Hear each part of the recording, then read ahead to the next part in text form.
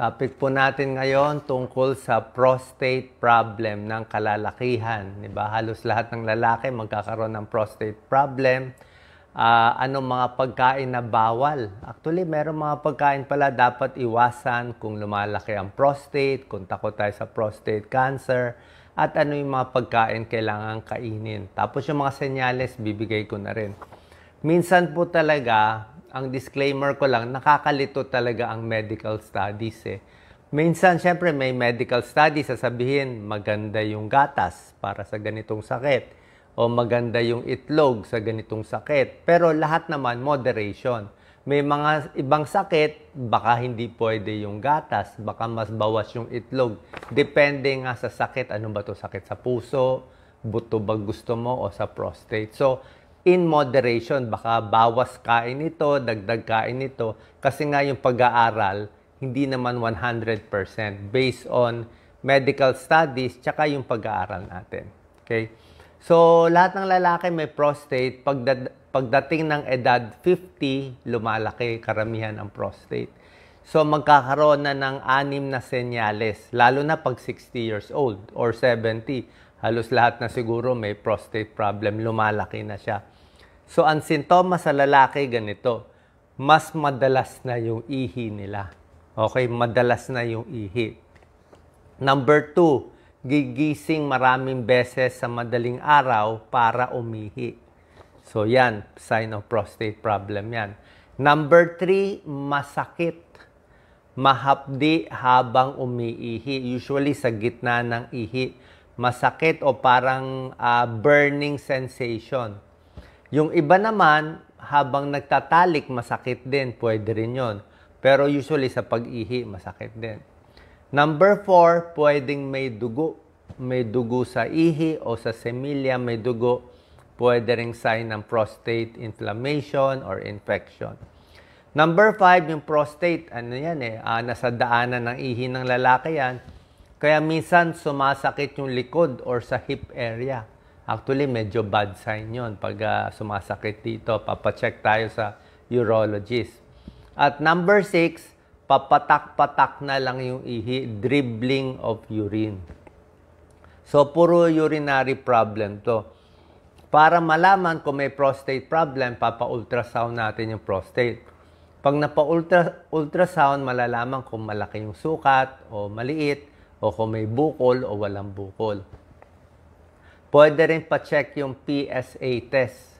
Okay, may blood test to. Ma-check ito for, for prostate cancer.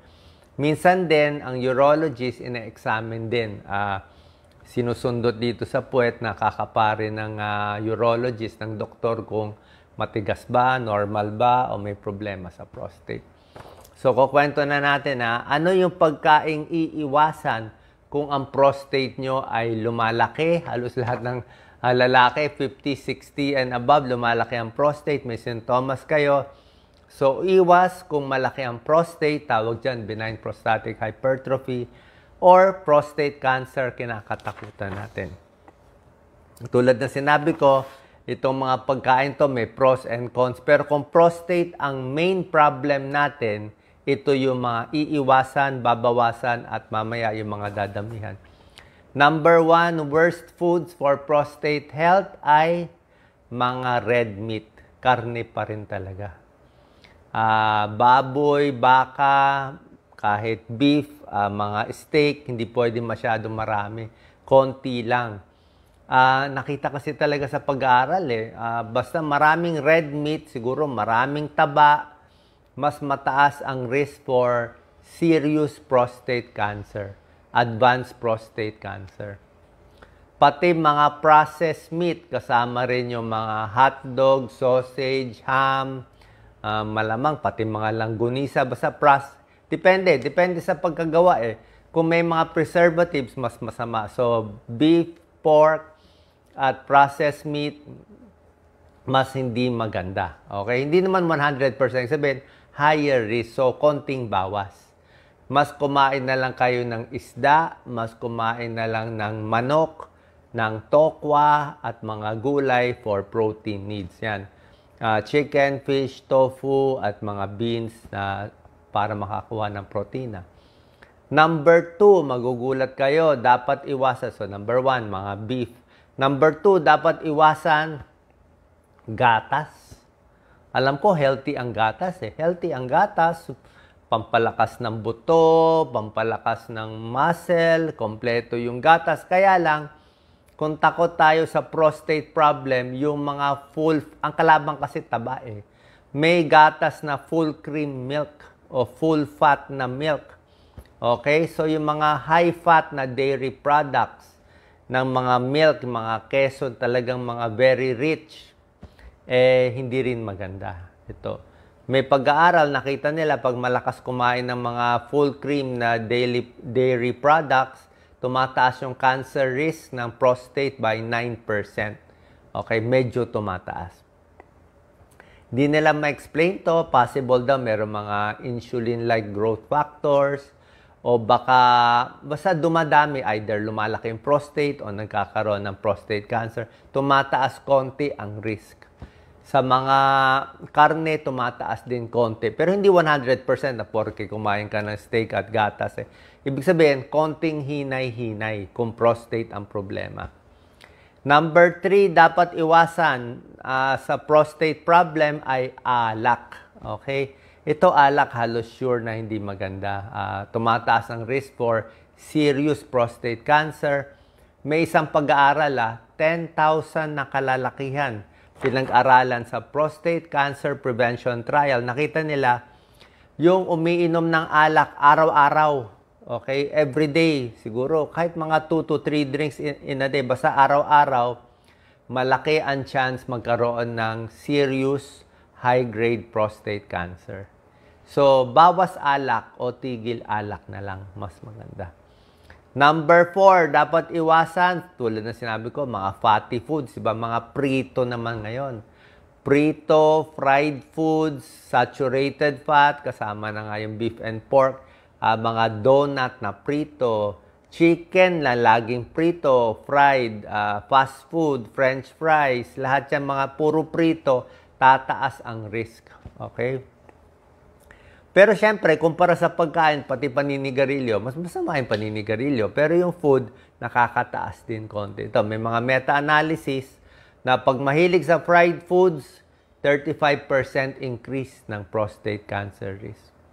Ang duda nila, yung talagang nakalubog sa mantika, naglalabas ng carcinogenic compounds, itong mga heterocyclic amines, polycyclic aromatic hydrocarbons, pag ininit yung mantika sa sobrang init. So, palitan to mga saturated fat, mas gusto nila yung mga olive oil, mga avocado, mga nuts, mas okay.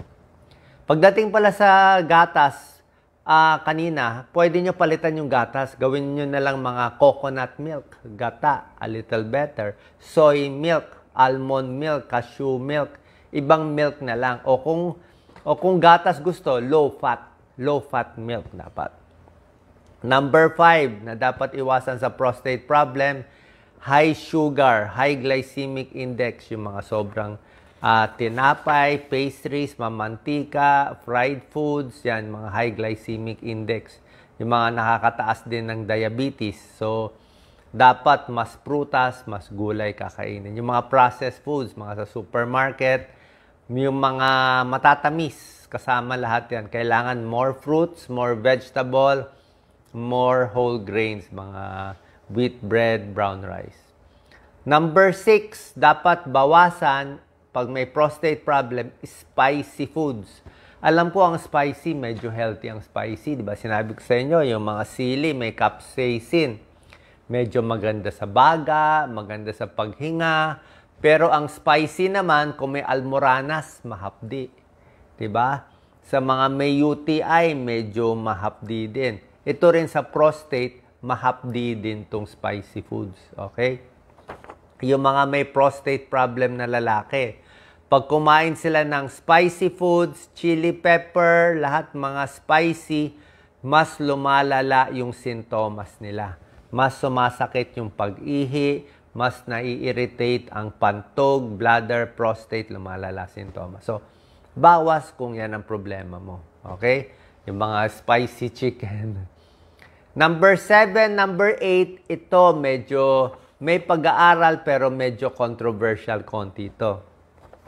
Kasi itong 7 and 8 na pagkain at yung mga supplement, medyo okay dapat to Pero para sa prostate problem, may pag-aaral na parang iwas tayo dito o bawas. Number 7, calcium supplement. Alam ko, kailangan ng calcium supplement, di ba? Pag babae na osteoporosis, kahit sa lalaki, ako, meron ako mga calcium iniinom. Paminsan-minsan, actually, calcium supplement ko, mga twice a week lang ako umiinom. From time to time, o mas maganda yung calcium mo, kunin mo sa green leafy vegetables, sa mani, o mga calcium, yung mga ito, mga almond milk, meron din yan. Pero yung calcium supplement, may ilang pag-aaral, nakita nila, medyo tumataas yung risk for prostate cancer. Okay? Hindi malinaw bakit. Pero kung maraming calcium, parang milk, maraming calcium, medyo ayaw nila. So, hindi natin sure bakit. Yan ang sinasabi ng pag-aaral. So, ibig ko na sabihin, ingat na lang sa calcium supplement sa mga lalaki. Doon na lang kunin natin sa gulay, sa mani, tsaka calcium fortified foods. Okay? Hindi pa naman 100% to Number 8, itlog. Okay? Katulad ng itlog, very controversial. Sinabi ko sa inyo, healthy ang itlog, may protina yung itlog. Diba? Yung egg white, walang problema. Ang issue natin, yung egg yolk Yung egg yolk, medyo hinay-hinay kung may cholesterol. Mataas may takot kayo sa sakit sa puso. Diba? Pero kung mahirap, walang makain, kailangan mo ng murang protina, pwede kumain na itlog. 1 to 2 eggs a day. Sa tingin ko, kung healthy ka, walang problema yan. Kung walang pera, kailangan mo pampalakas. Pero, yun na nga sinasabi ko, pag heart problem or cholesterol problem, mga 3 to 4 eggs per week lang.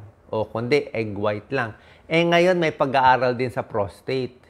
Ang ayon sa pag-aaral sa prostate, pag kumain ng 3 itlog kasama yung egg yolk, 3 eggs per week, parang allegedly tumataas yung serious prostate cancer. Medyo may isang pag-aaral nakikita bakit tumataas yung risk for prostate cancer. Although, nilagyan ko ng malaking question mark tong egg kasi hindi pa sigurado Doon kasi sa study, medyo may problema din.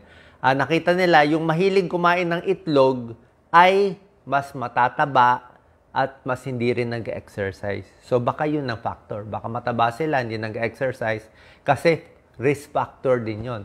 Pagiging overweight, masama sa prostate. Kulang sa exercise, masama sa prostate. Kaya itong eggs ay siguro 3 times in a week lang, pwede na. Konting hinay-hinay. Sa fried egg, siguro hard-boiled egg pwede na. Okay? Pero ang mas sure na dapat iwasan sa prostate, red meat, especially beef, processed meat, bawas-bawas, dairy, full cream milk ng gatas, alak, fried food, saturated food, yan talaga mas bawal. Okay? Ano naman ang good foods for the prostate? Yung mga dapat nyong kainin, siyempre lahat ng gulay.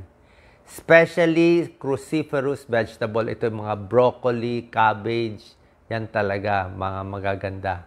Nababawasan ang prostate cancer by 20%. Gulay lang, Pero maggulay lang, bawas ang prostate cancer mo 20%. So maggulay na lang tayo. Kamatis din, number 2. Okay, may lycopene. Nakakababa din ang prostate cancer. Green tea, tsaa, green tea, pwede. Oily fish, isda. Carrots, pwede rin. Yan, carrots, oily fish, tomatoes, green tea. Tapos, syempre, lifestyle, exercise, and weight reduction. Pag may problema sa prostate, syempre, kailangan mag-consult tayo sa urologist. Kahit tayo, nagko-consult sa urologist. Meron sila nire-resetang gamot. Mga dutasteride, finasteride, may tamsulosin, yan ang binibigay, pampaliit ng prostate. Ang doktor nila lang mag-re-reseta niyan. Pero usually, safe ba itong mga gamot? Itong mga Duodart, Avodart, dutasteride, finasteride, tamsulosin. Sa pag-aaral, pinapainom siya, may study 6 months pinapainom.